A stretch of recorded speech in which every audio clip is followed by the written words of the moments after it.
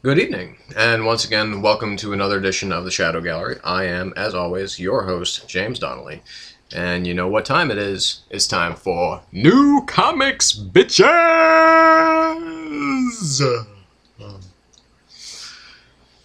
So, this was, kind of an average week. A lot of comics, not too many of them really exceptional. There were there were a few that I thought were really, really, really good.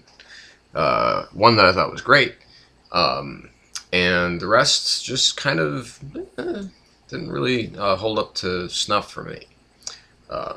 So we're gonna go through the list and we're gonna talk about it. We're gonna start with what was my least favorite comic of the week, and that is Avengers X-Sanction issue number 1. So, again, this is, this whole issue, in a manner consistent with Loeb's work on Marvel, is pretty much just, it's a lame teaser as a prelude to the main event that will be coming in 2012, which will be the whole Avengers versus X-Men thing. Personally, I'm on the side of the Avengers.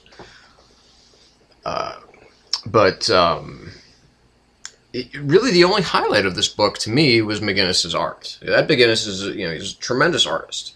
But other than that, there's really nothing to speak of. I mean, I got this book merely out of curiosity, and almost about 8 pages into it, I just felt nothing. I completely lost interest, and I'm not going to be picking this book up again. I mean, it's,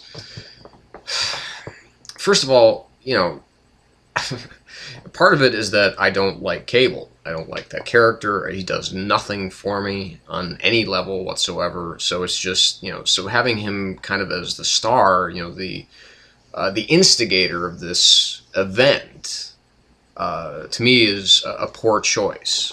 But the powers that be at Marvel obviously thought this was a good idea, so whatever, and to put Jeff Loeb on it is kind of like the forerunner of the guy that introduces this. I mean, this is a big deal for them. I mean, you'd figure that they'd go to one of their, really star writers. I mean, they'd go to Brubaker, or they'd go to Hickman, or they'd go to, Christos Gage, or Chris Yost, or, Matt Fraction, whatever, any number of their, quote unquote, superstar writers, Bendis. But alas, no. They went with Jeff Loeb, and Jeff Loeb has done nothing but, I think, really bad things for the Marvel Universe, especially the Ultimate Universe. So, it's just, he's, as I've said time and time again, he's an extraordinarily overrated creator, and, the only thing that I kind of respect him for, he's done some pretty good Superman, Batman stories, and him being involved in the first season of Heroes, and that's it. That's all I've got for Jeff Loeb, and for me. So that's it. But however, that leads me to Battle Scars number 2. Now this this book it ramps up the interesting parts that we saw from the first issue, and doesn't lack for intrigue or an appropriate amount of exposition. Now, I'm a little pissed off because I read what is potentially a spoiler for this, about the identity of Marcus Johnson, who he may be. Whether or not that's true, I don't know, but it just pissed me off to just kind of see that and it was from bleedingcool.com. It was in a tweet that they put out, and I'm like, that's, I don't like, it's like, when you have something to say, don't put it in the fucking, don't put it in the title of the fucking article. I mean, it's just that simple. If it's a potential spoiler, keep it out. That's why I try to avoid as many, Dark Knight and Avengers related posts as far as, the movies and things like that. And just in general, I just try to avoid anything that gives away something. And Bleeding Cool is really one of the most guilty parties of that. They will put anything in their tweets or on their board to garner some attention, to get some people looking at what they're talking about. And while I can respect Bleeding Cool as a site, it just pisses me off. But what we've got here, we've got, moments like this where it's Cap versus Taskmaster, which is, to me, is just super fucking cool. I mean, there's a lot of questions, of course, that need answering, but in certain elements that can be really problematic when you have a character that's new, and you have all these questions about him. It's like, what exactly is going on here? But Battle Scars, very pleasantly, is some really good work. Chris Yost doing the script. It's him, Cullen Bunn, and Matt Fraction working on the story, because they're all kind of also doing the other book, whatever the hell it's. I can't even remember because I lost interest in it. The Fearless, yeah. Scott Eaton does a really good job with the pencils in this book. It's just, it's really lovely to look at, and it's really interesting to read.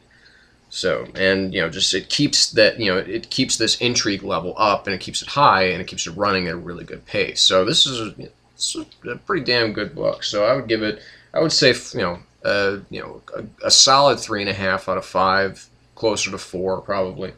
Oh, and by the way, Avengers X-Sanction #1, 2 stars out of 5, merely for the work that Ed McGuinness put in.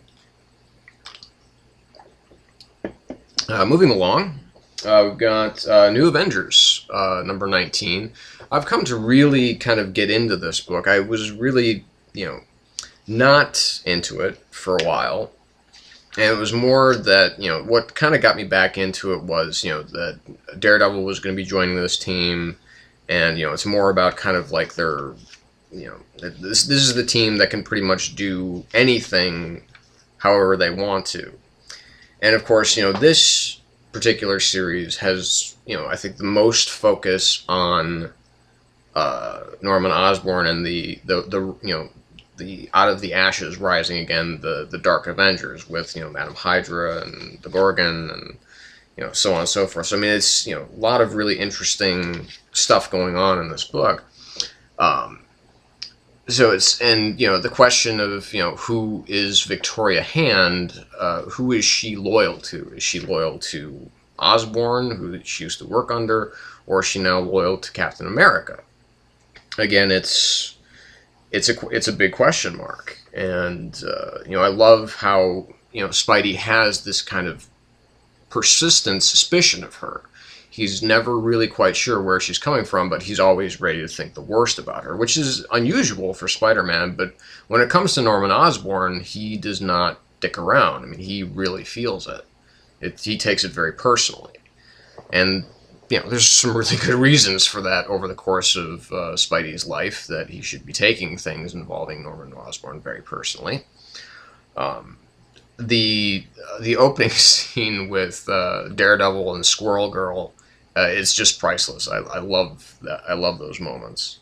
The whole thing with Luke Cage and Jessica Jones and their baby, and how Norman said that he's going to kill the baby. It's just.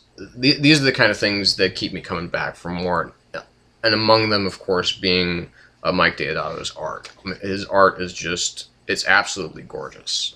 I just can't emphasize how much I love Mike Deodato's art in this and every other book that he's done.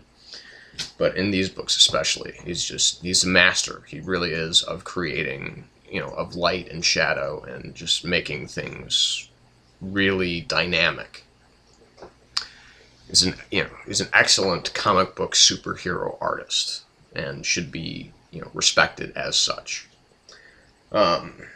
So that's a 4 out of 5, no problem. Okay, and we've got Ultimate Comics X-Men #4. There's a lot going on here. There's a lot going on in this book, and while it's all really interesting, it seems a little overwritten. It's a very, very dense read, and there seems to be a lot that's going on, and some of it's pretty confusing. Now, question. Now, is William Stryker Sr., is he dead?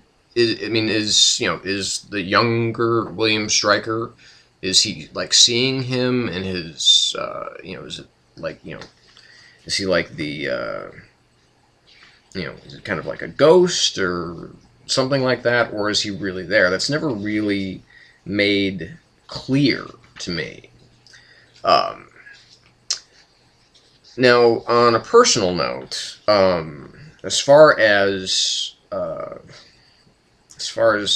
Quicksilver is concerned, I really want to see him fall really, really hard, because and again, this is a very personal note, because he killed Cyclops in Ultimatum, and anybody that kills Cyclops is somebody who's on my shit list. So, even though I wasn't a huge fan of Cyclops in the Ultimate Universe, he's still fucking Cyclops, and he's still pretty cool.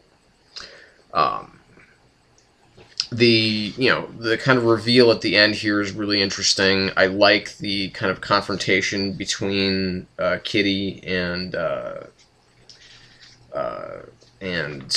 Johnny. It makes sense. It's like I keep forgetting how many people actually died during Ultimatum, and and the character of Jimmy Hudson, I'm not terribly familiar with. I'm hoping to get to know him more as more of this book comes out. And again, Kara Andrews, his cover art is terrific. Paco Medina as the artist in this book is also great. But again, like I said, Nick Spencer, he's a brilliant writer, but this particular issue just seems to be packed with so much information, and while that can sometimes be a good thing, it just kind of left me feeling I don't really know what's going on, and that can be not a good thing. So this is certainly a valiant effort, and I would give it 3 out of 5. I mean, it's still better than your average stuff that's out there. But it could, from Nick Spencer, I expect, a little bit more editing, I guess. So we'll be back. So stay tuned. We'll be back in just a little while, and we'll talk some more comics. Okay? So stick around.